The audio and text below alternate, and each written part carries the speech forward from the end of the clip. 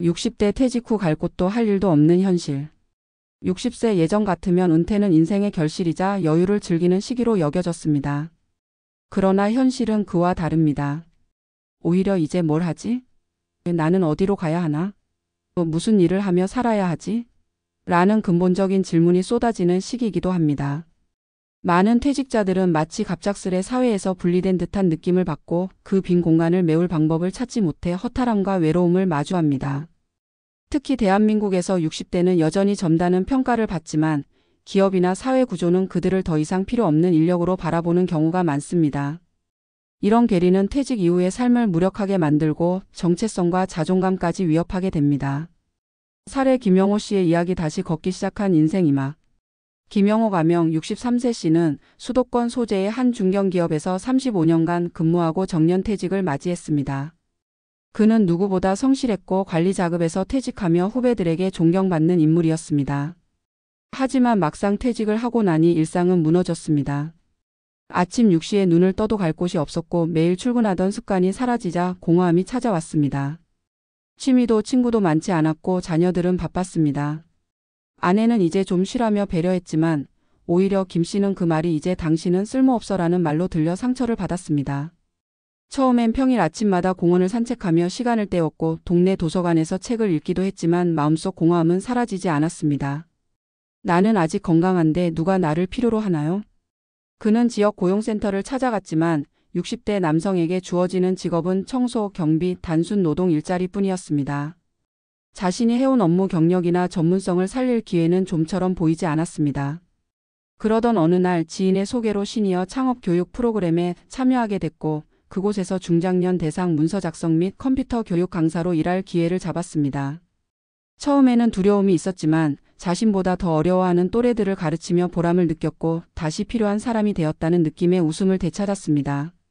60대 이후 삶 퇴직이 아니라 전환이다. 김영호 씨처럼 퇴직 후 갈 곳이 없다는 것은 단순한 물리적 공간의 문제가 아니라 역할 상실의 문제입니다.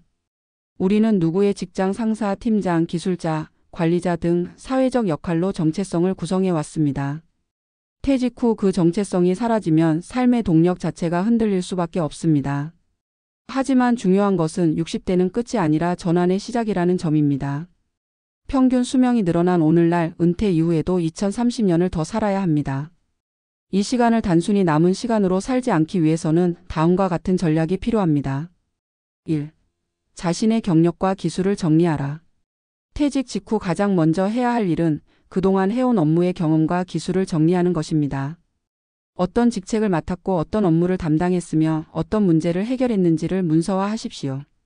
이는 단순한 회상이 아니라 전문성 재정의입니다.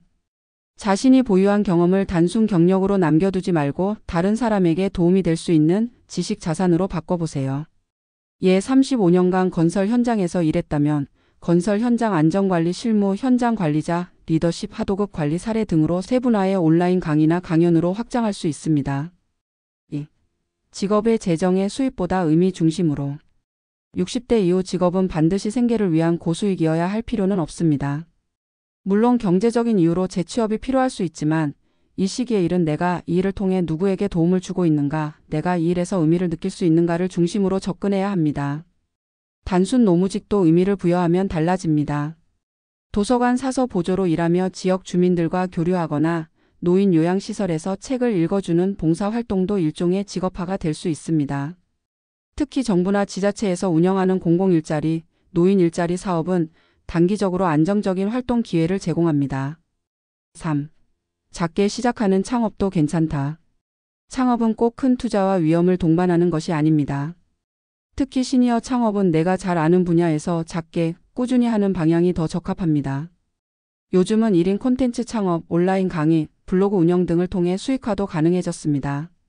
한글 문서 편집, 엑셀 기초 등 사소해 보이는 기술도 필요로 하는 사람이 많습니다. 은퇴한 공무원이 민원서류 작성 도우미로 활동하며 지역 주민들의 호응을 얻고 유료 상담으로 이어지는 경우도 있습니다. 초기에는 무료 봉사로 시작했지만 점차 자리를 잡으며 안정적인 소득도 창출했습니다. 4.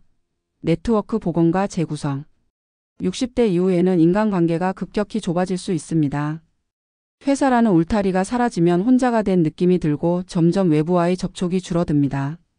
이를 방치하면 사회적 고립으로 이어질 수 있습니다.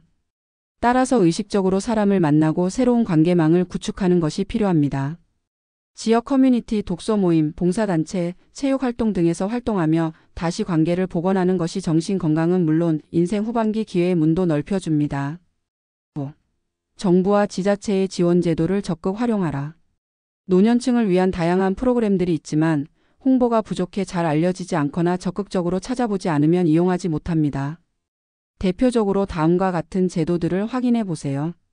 고령자 인력은행 60세 이상 구직자를 위한 맞춤형 일자리 제공. 시니어 인턴십 제도 기업과 구직자에게 지원금을 제공하여 중장년 채용 유도. 평생교육 바우처 저소득층 중장년층에게 교육비 지원. 경력형 일자리 사업 은퇴 전문 인력을 사회공헌 활동과 연계해 지원. 이외에도 지역 고용센터, 시니어 클럽, 노인 종합복지관 등에서 관련 정보를 얻을 수 있으니 발품을 팔아보는 것이 좋습니다. 퇴직은 끝이 아니라 전환입니다. 그리고 이 전환은 능동적으로 준비하고 자기 경험을 되돌아보며 작게나마 다시 사회에 발을 디딜 때 비로소 새로운 의미를 가질 수 있습니다. 김영호 씨처럼 단 한 번의 기회라도 붙잡는다면 인생 이막은 결코 외롭거나 무의미하지 않습니다.